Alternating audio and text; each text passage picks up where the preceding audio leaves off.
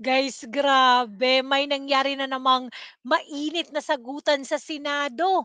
Soto versus Minority again, Part 2. Ang nakakatawa talaga dito guys, as in pinapamukha talaga ni Soto na ang mga Diskaya, sila talaga yung most guilty.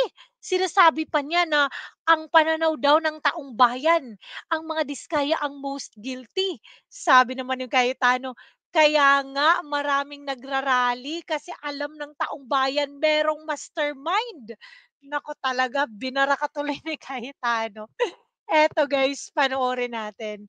Madaming mga mainit na pagsasagutan nila pero dito lang tayo magfo-focus. Guilty. Ang pwede. Teka lang ha. Thank you, Mr. President. Thank you, Mr. President.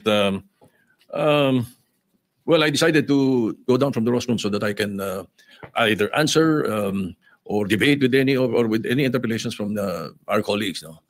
But let me just try to explain some of the points that were raised that, to me, and that is my opinion, inaccurate yung mga intindi or inaccurate yung perception in these interviews that the media has been conducting with me. Ang totoo nga yan, dami ko pa nga iniiwasan na interview eh. Kukunti pa nga yun eh. Pero whenever I am asked, I come up with my opinion. You don't like my opinion, but you have to respect it. In much the same way as I respect your opinion, whatever it is.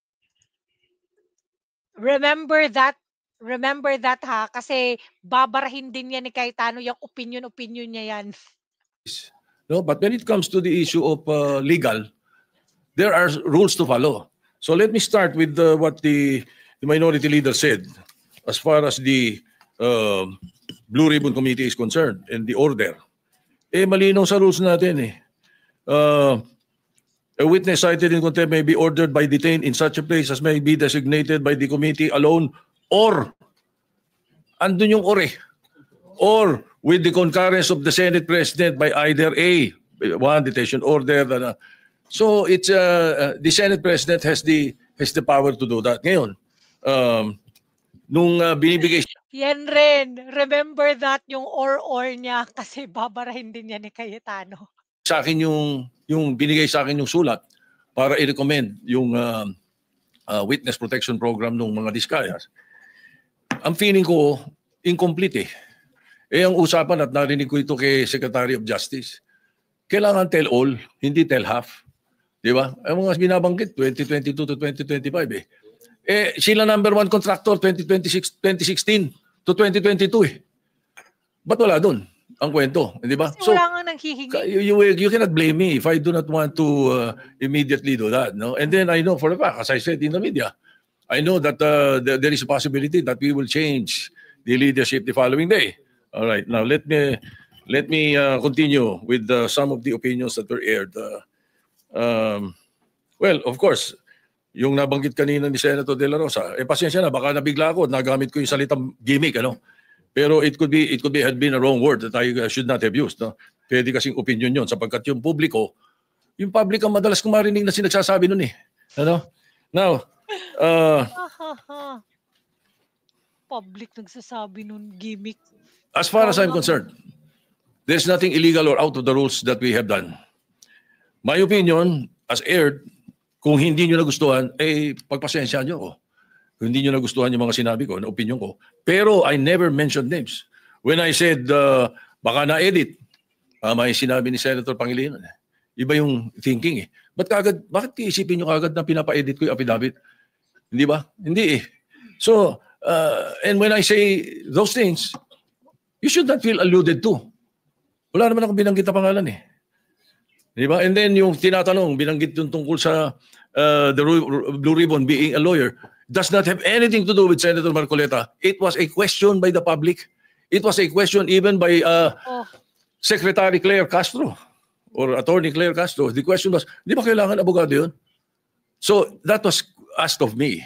And I said, no. Nothing in the rules says so. Wala naman talaga eh. As a matter of fact, we elected Sani Alvarez as Blue Ribbon chairman for 2 years. And he's not a lawyer. Binagdebatihan na namin nila Neftali Gonzales yan, nila Ernie Maceda yan, matagal na. No. He's never a lawyer. Sonny Alvarez was not a lawyer. Oh, we even debated about it. Oh, I am very sure, 100%.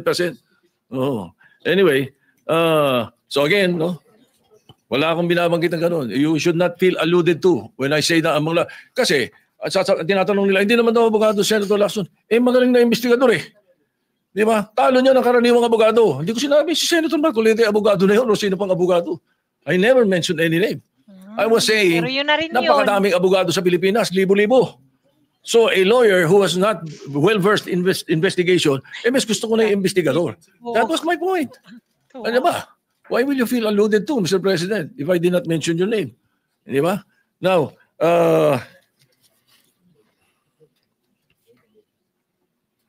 again, as far as the rules are concerned, the Senate President has the power to order his transfer, especially in this case. Now, I asked the chairman of the Blue Ribbon Committee after they sent a letter, and it was done in court.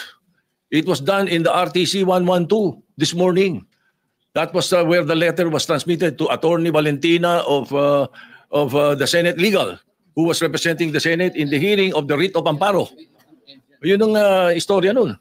So their request was to go back to the Senate. Ay sabi ko maganda, if that is your request, because that is precisely what the members of the minority wanted. Hindi ba? So no question. O ba't may question ngayon? Nalilipat natin, binalik natin sa Senate custody. And then also, to be fair to the OSAHA, every day, they monitor wherever that person is. Kahit na nung dinala natin yung si Colonel something sa Muntinlupa, meron tayong sa Pasay City Jail, si Balad ba yun?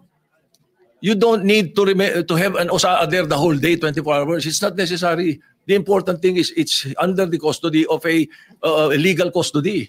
Yun ang importante rin. So hindi kailangan nakabantay OSAA doon.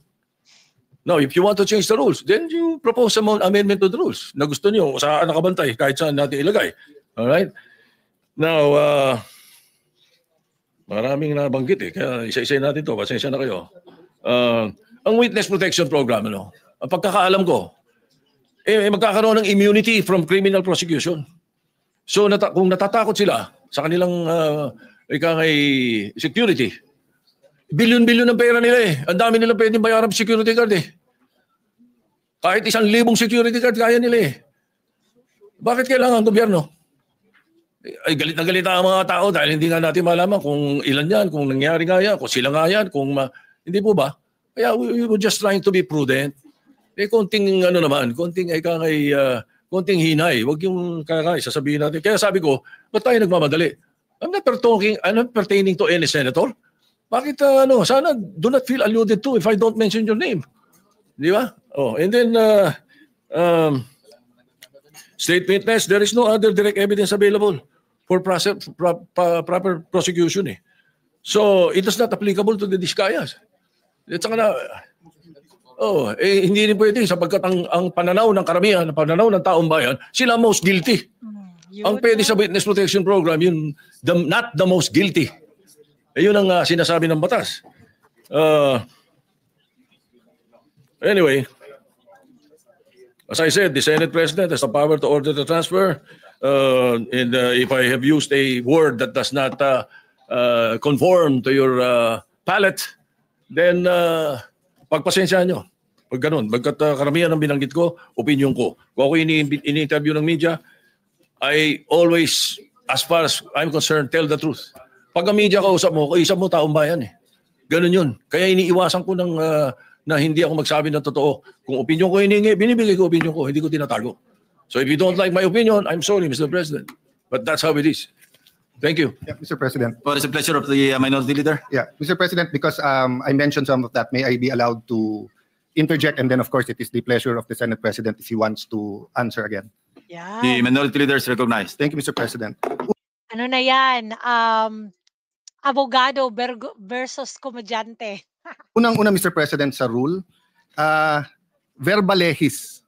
Kapag ka very clear, plain interpretation, clear po yun. You do not interpret. Ang sinabi po sa Rule 6, a witness in contempt may be ordered detained in such a place may be designated by the committee alone. Alone. Ibig sabihin po, yung committee lang. Ano yung with? Kasama. With concurrence of the Senate President. Hindi nakalagay or the Senate President.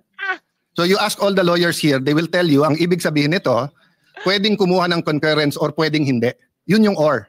Hindi po to committee or the Senate President. That's Kanina palagi hina-highlight dyan ni Soto na or. Hindi pala nagbabasa. why if you go to the last paragraph, the order may be lifted by the chairman with the concurrence of the Senate President. The Senate President cannot lift ang nakalagay doon with the concurrence. Hindi rin pwedeng yung committee. So na-violate po rules natin because it was not the committee alone. As I said, personally, I don't take it against the Senate President nung unang araw na pag-upo niya. Kasi unang-una po, kakapalit lang ng Senate President. Pangalawa, tumawag yung speaker, nagkaroon ng debate.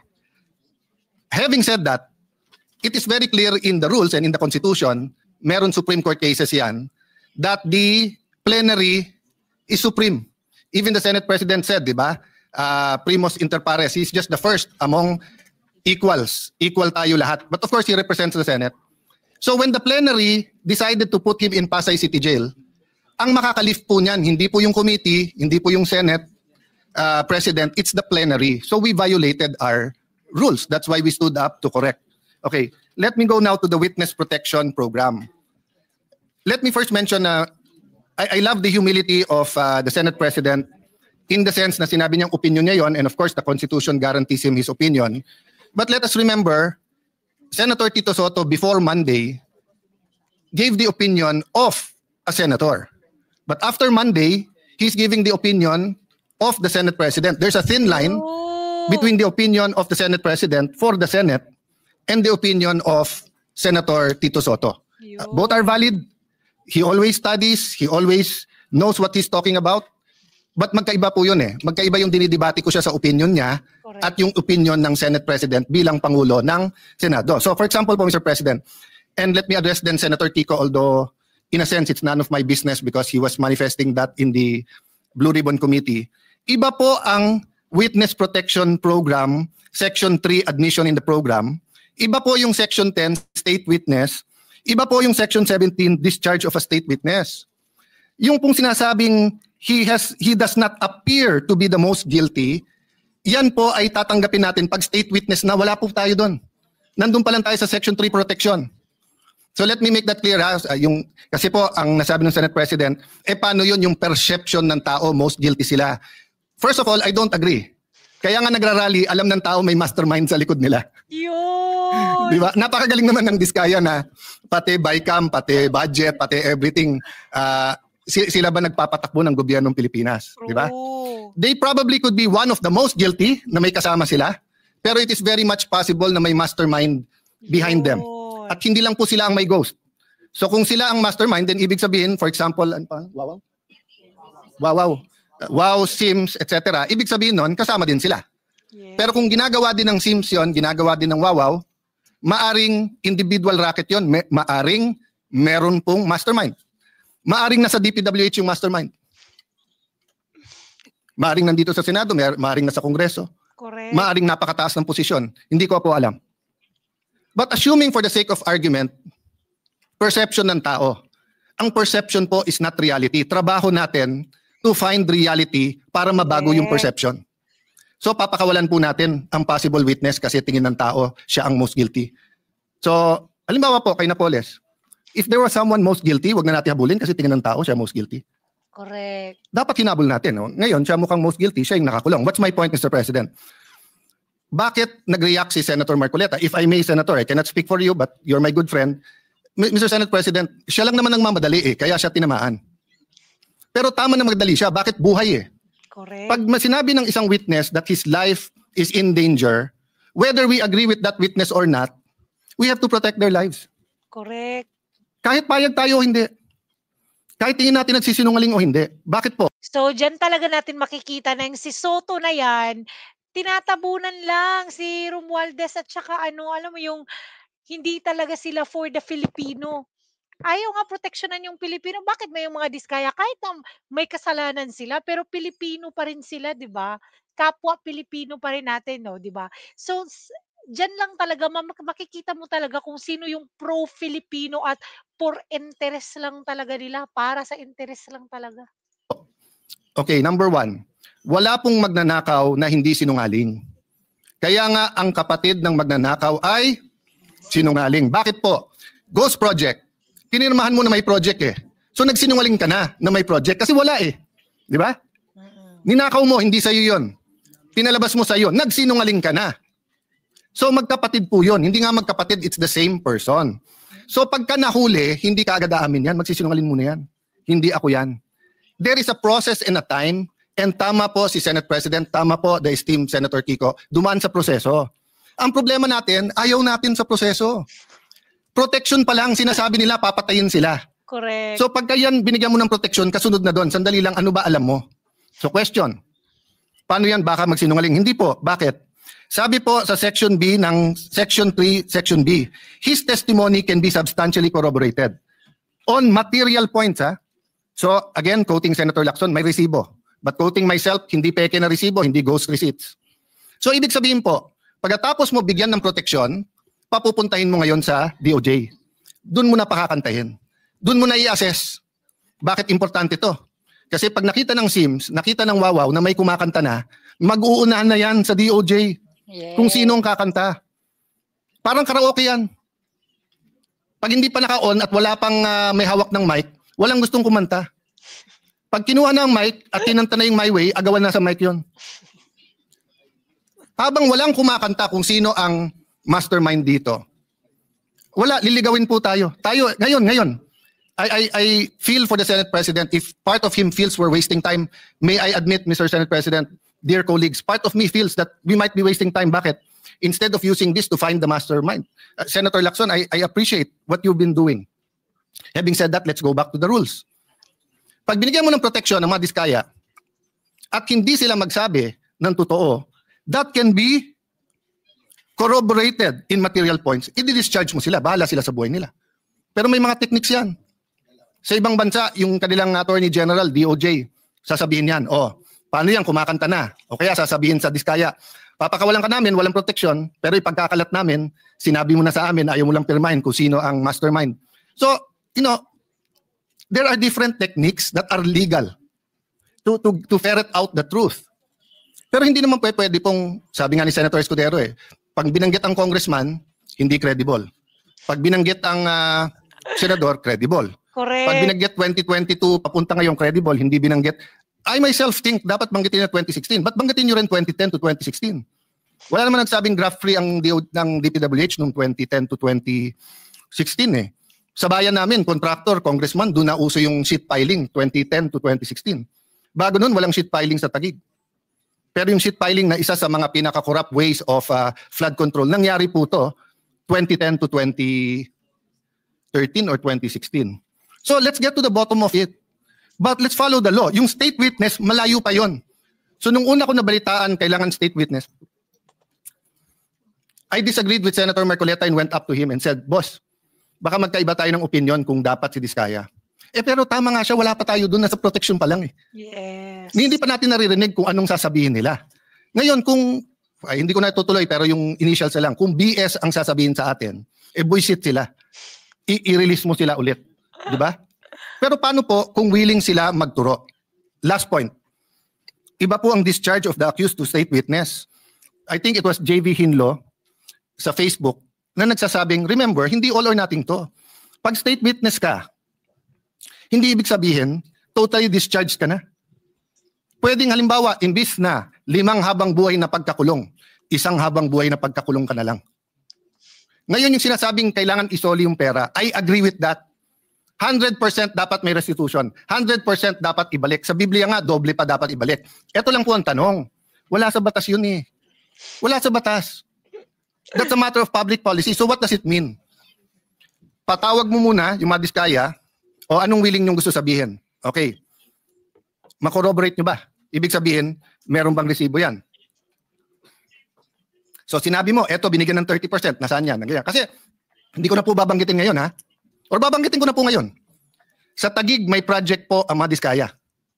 Open bidding Pero kung hindi ako magkakamali, sa Pasig, meron din pong project ang mga diskaya. Both kay Mayor Vico sa City Hall at both sa And siya pa nga nagsabi nun, kung hindi ako nagkakamali ha, this is not an expose. I'm just telling you as a fact. And I'm looking at when tong mga project na to. So far, wala pa kami nakikitang ghost. So far, may nakikita kami. maganda pagkagawa, okay or pangit, pero subcon daw. Hindi ko alam. Of course, malicious yung pagka-post. Malicious, mali na delicious. Malicious. Kaya pinagpepestahan kasi pag sinabi 1 billion in 3 years, Taguig has 1% of the population of the Philippines. We have 1.3 million people, almost 1%. Taguig is one of the biggest income earners of the Philippines. So ang infra ng Taguig is between 7 to 9 billion. So sa 7 billion a year, in 3 years, 21 billion. Ang 1 billion mo, wala pang 4%. Ang Taguig used to be underwater for 3 months. Pag umulan ng December or November, hanggang January na yon.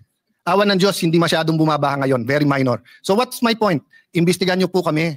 Huwag nyo pong i-exempt ang kahit anong city. Huwag nyo i-exempt si Alan Cayetano. Huwag nyo i-exempt ang congressman namin. Huwag nyo i-exempt yung kapatid ko na dating mayor. Huwag nyo i-exempt si Vico Soto. Huwag nyo i-exempt si Joel Villanueva. Lalong nyo wag i-exempt si Jinggoy Estrada. Huwag nyo i-exempt ang mga congressman. Pero bakit? Sandali lang. Nagsalita ka diskaya, bawal ka na. Pero ikaw, Bryce, dahil senador binanggit mo, sige, sabihin mo lang kung saan mo gusto, doon ka na magstay. Hindi ata tama po iyon. No? So ganun din ang hamon ko sa DPWH. Para kumang kapatid, yung bagong secretary, hinahamon ko siya na saan na ang listahan ng lahat ng projects, ang lahat ng 15, para isang posting na lang tayo. Correct. Hindi yung parang nachismis ka na magse-Senate President ka, biglang may lalabas na listahan. O, nachichismis si Lito, nakikipag-usap sa akin, baka may lumabas na listahan sa'yo. Pinag-uusapan namin yung paborito kong Maha Blanca ba tawag doon? Na dinadala niya, tibok-tibok pala, tibok-tibok. So Mr. President, I understand the stress. Bagong upo ang majority, the country is in turmoil in sense of finding an answer, but there are rules we have to follow. So mahaba pa to, pero witness protection program, doon pa lang po sa protektahan. Marami siyang pera, may security. So kung napatay siya, we will never know. We will never know who the mastermind is because a simple sulat order na please protect them. Protect them, give them 48 hours. Pag hindi sila nagsabi kung sino. Pag sila nagsabi, pero BS ulit yung sinabi nila, di-discharge natin. Number 3, hindi po kami ang nag-request ng meron pong taga-Office of Sergeant at Arms. Pinapaliwanag namin na sinabi na pag may nangyari sa kanila, pag dito sa Senate, yung perception na sumusunod tayo sa witness.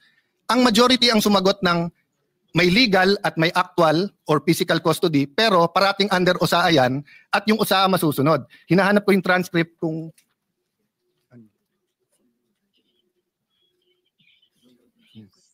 Yeah. Okay, anyway, hinahanap ko kung nabanggit na meron taga-OSA doon. Pero nabanggit ko, I know, wag na tayo mag-ubos ng oras to look at the TSN. Ang concern namin, sinong magko-coach o kakausap sa kanya doon. Don't worry, mahigpit ang rules, 'di ba? Tapos nandun ang USAA, wala nga yung USAA doon eh.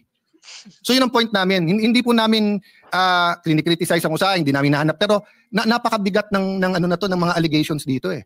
So yung integrity ng witnesses napaka-importante. Opinion, I agree with you Mr. Senate President, dapat hindi balat sibu, dapat hindi tinatamaan.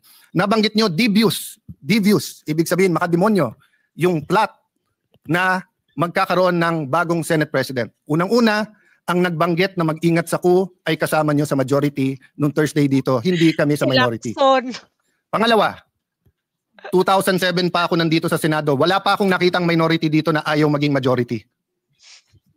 Si Coco Pimentel, tuwan-tuwa sa magiging minority pero gusto niya maging majority at gusto niya maging Senate President. Sa 24 sa atin dito, baka si Lito Lapid lang ang ayaw maging Senate President. Pero baka gusto mo rin. Baka gusto mo rin. Pwede rin. Pwede rin. Oh. So, 3 na lang kailangan natin, Supremo. 9 na kami, pang 10 ka, 3 na lang, 13, Supremo. Okay. What's my point, Mr. President? Hindi po kami ang nagsabing may plot. Alam niyo po kung nabasa ko to sa Facebook, napakaganda. Sabi niya, what is the difference between stupidity and intelligence? Sabi niya, ang intelligence may hangganan. Tama nga naman, wala naman hangganan ng stupidity, di ba? So tanong ko sa inyo, mga kasama ko sa minority man majority, sinong tanga na magkuku tapos i-announce tapos ilalagay sa Facebook na may numero na sila? Di ba? Wala naman magkuku tapos i-announce tapos sasabihin na meron. Siyempre lahat tayo may supporter, kinikilig yun. O ilabas natin bukas na si JB Ejercito ang magiging Senate President, kikiligin po ang mga supporter ni JB Ejercito. Ilagay po natin na si Jingoy Estrada, kikiligin supporter niya, magagalit naman yung galit sa kanya. So we respect the majority and your prerogatives, Mr. President, di ba? Wala akong kinausap na senador over the weekend. In fact, nahiya ako sa minority because ang paalam ko sa kanila, minority leader. Di ba? But I can tell you straight in everyone's faces, with all humility, dahil alam nyo to, you offered me the Senate presidency in 2016. Pero ang kasama doon ay magiging Secretary ay Justice Committee si Leila de Lima na alam kong ang tanging pakay ay tanggalin si Duterte plus other committees that I did not agree with. That was the cost. Hindi ko kayang bayaran yung cost na yon. Hindi ko kayang bayaran yung cost na yon. So I lost it. Napunta kay Coco Pimentel and it was good for the country. Panay Mindanao. But yun yung cost. Oh, it was offered to me again last month. But sabi ko, hindi ko kayang saksakin sa likod. Kahit sa harap, hindi ko kayang saksakin si Cheese Escudero. So humanap ng ibang kandidato. And I think, at this time, Senator Soto has a role to play. And he is Senate President. Di ba? So if and when it is offered to me, it will be in terms that I can pay the cost. Kasi lahat yan may cost eh. Eh, ang hirap maging independent po ngayon.